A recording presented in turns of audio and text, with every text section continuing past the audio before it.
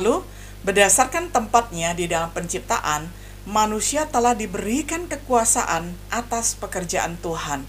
Semua benda ditempatkan di bawah kakinya, yakni di bawah kekuasaan manusia, baik itu domba, lembu, binatang di ladang, kemudian burung-burung di udara, ikan-ikan di laut. Semuanya itu ada di bawah pengelolaan manusia.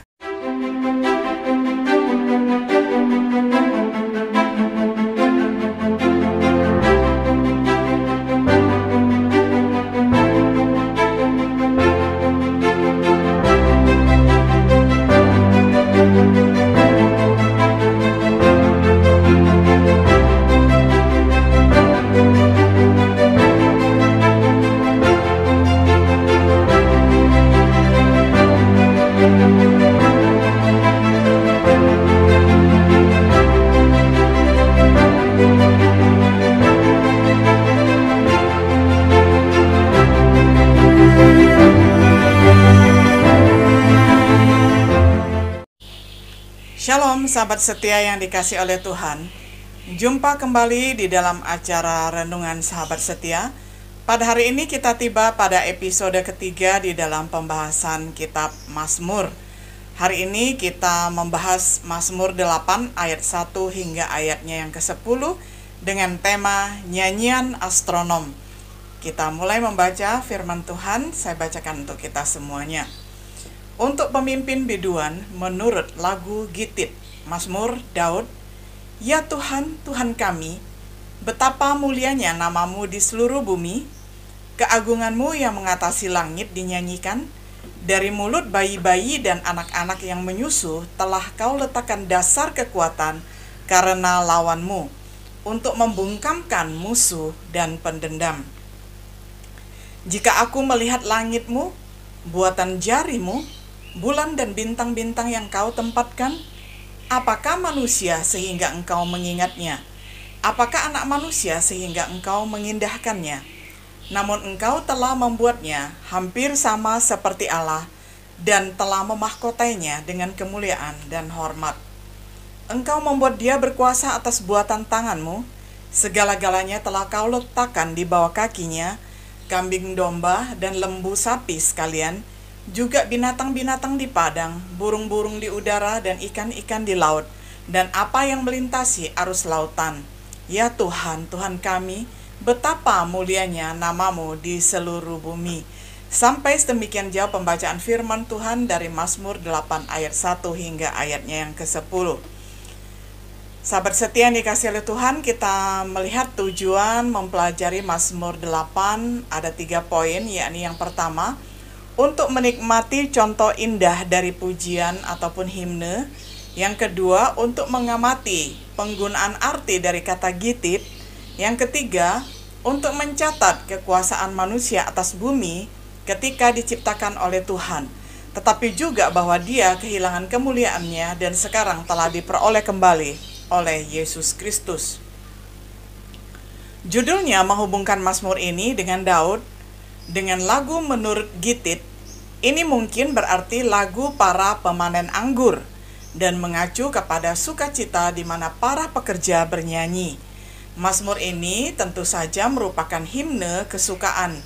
Spurgeon mengusulkan Mazmur ini bisa disebut nyanyian astronom saat merenung sambil memandang langit di malam hari.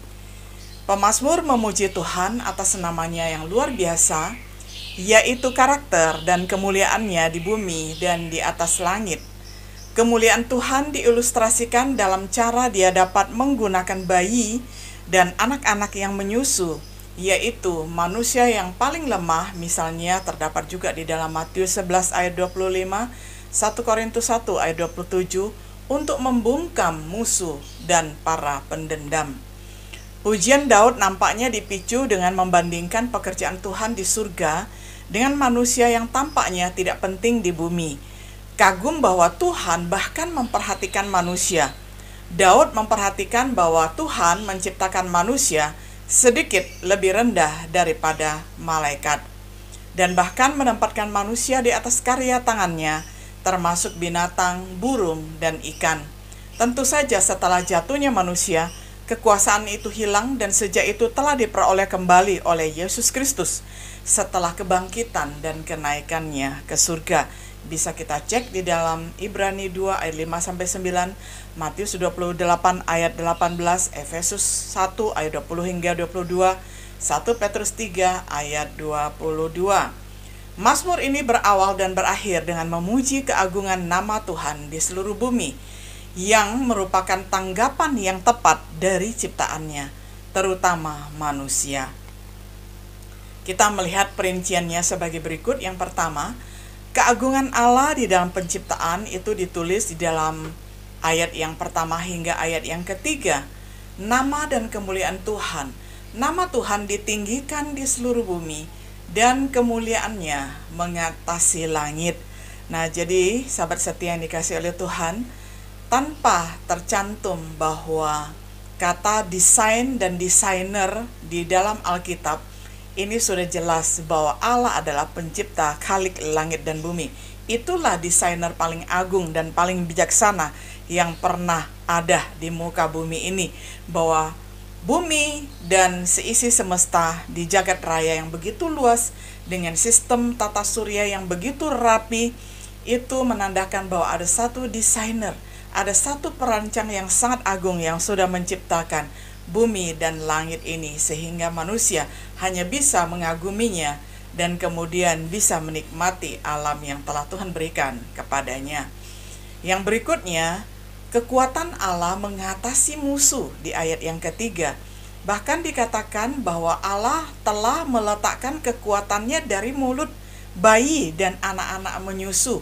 Karena dari mulut bayi dan anak-anak menyusu pun dapat memuji keagungan dan kebesaran Tuhan, dan dengan demikian membungkam musuh dan penendam.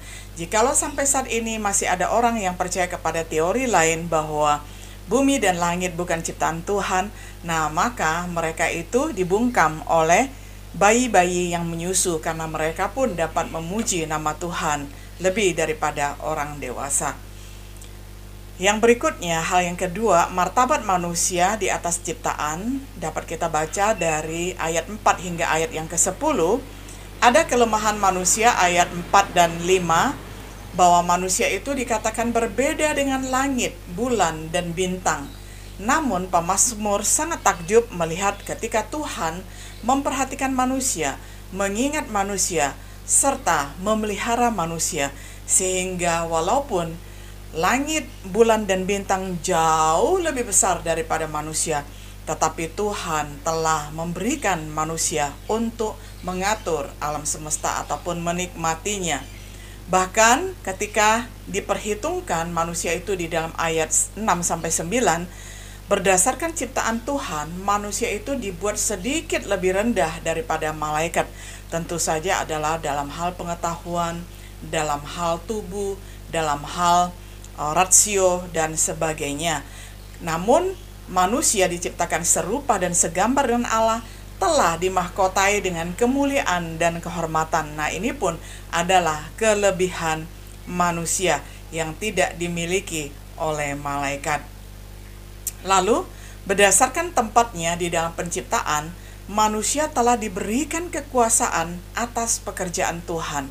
Semua benda ditempatkan di bawah kakinya, yakni di bawah kekuasaan manusia, baik itu domba, lembu, binatang di ladang, kemudian burung-burung di udara, ikan-ikan di laut. Semuanya itu ada di bawah pengelolaan manusia, karena Tuhan memberikan mandat kepada manusia untuk mengelola alam semesta, termasuk mengatur makhluk-makhluk yang ada di dalam bumi ini.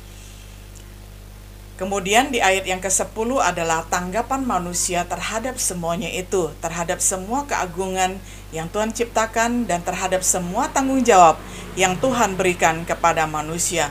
Manusia memuji Tuhan.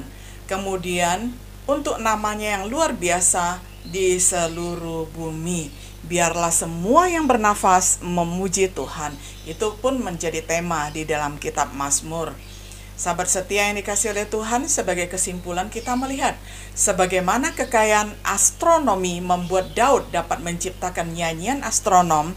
Demikian juga ketika Wolfgang Amadeus Mozart menciptakan lagu Twinkle Twinkle Little Star, How I Wonder What You Are. Lagu ini diciptakan oleh Mozart ketika dia masih kecil sekali, masih duduk di bangku taman kanak-kanak. Tetapi ketika dia seperti Daud melayangkan pandangannya ke langit di malam hari, dia melihat ada bintang-bintang yang berkilauan, bintang-bintang yang berkedip.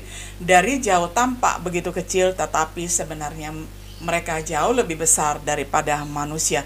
Ini yang membuat manusia selalu dapat menikmati alam ciptaan Tuhan dan menginspirasikan banyak pujangga, penyair, penulis, dan ilmuwan, saintis, begitu banyak menemukan teori-teori yang mengagumkan dan menakjubkan.